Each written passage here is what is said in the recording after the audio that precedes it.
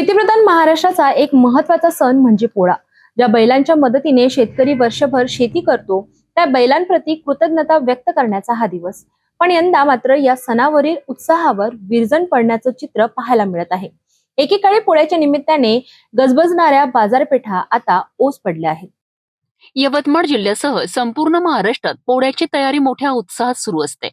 शेतकऱ्यांचा मित्र असलेल्या बैलांना सजविण्याकरिता लागणाऱ्या वस्तू जसे की कासरे, घुंगरू, झुली, गोंड्या आणि पितळी घंटा यांनी बाजारपेठा फुलून जायच्या. परंतु यावर्षी परिस्थिती पूर्णपणे वेगळी आहे. बाजारपेठांमध्ये ग्राहकांची गर्दी नाही, व्यापाऱ्यांच्या चेहऱ्यावर उत्साह नाही. आधुनिकतेच्या रेट्यात शेतीला ट्रॅक्टर आणि यांत्रिक अवजारांचा वापर वाढल्यामुळे बैलजोडीची जागा या मशिनरीने घेतली आहे. त्यामुळे साहजिकच बैलांसाठी लागणाऱ्या साहित्याची मागणीही घटली आहे. पुस्तकार आहे. माझं नाव श्रीकृष्ण गोपाळ पाटील आहे. राहणार लिंगापूरगाव, तालुका नेर, जिल्हा यवतमाळ. आज या मेनलाईन मध्ये जी गर्दी बनलेली आहे, सगळे कास्तकार बांधव आहेत.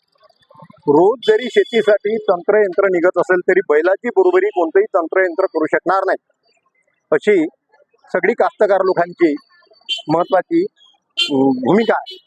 आणि एवढं नापिकीचं साल, पाणी पाऊस सुद्धा बरोबर नसून मेन लाईन मध्ये एवढी मोठी गर्दी आहे.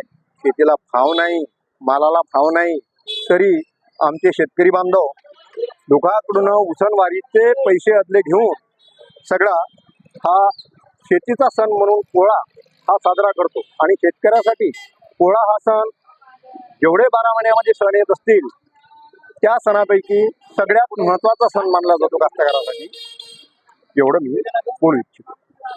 या रिपोर्टमधून एक गोष्ट स्पष्ट होती की आधुनिक तंत्रज्ञानाचा वापर वाढत असल्यामुळे शेतीचे स्वरूप बदलत आहे. या बदलाचा थेट परिणाम पारंपरिक सण उत्सवांवरही दिसून येत आहे. एकीकडे यंत्रांमुळे शेती सोपी झाली असली तरी दुसरीकडे आपल्या संस्कृतीचा आणि परंपरेचा एक महत्वाचा भाग कुठेतरी हरवत चालला आहे. पारंपरिक पोळा सण पुन्हा एकदा आपल्या पूर्ण उत्साहात साजरा व्हावा यासाठी काहीतरी करण्याची गरज आहे.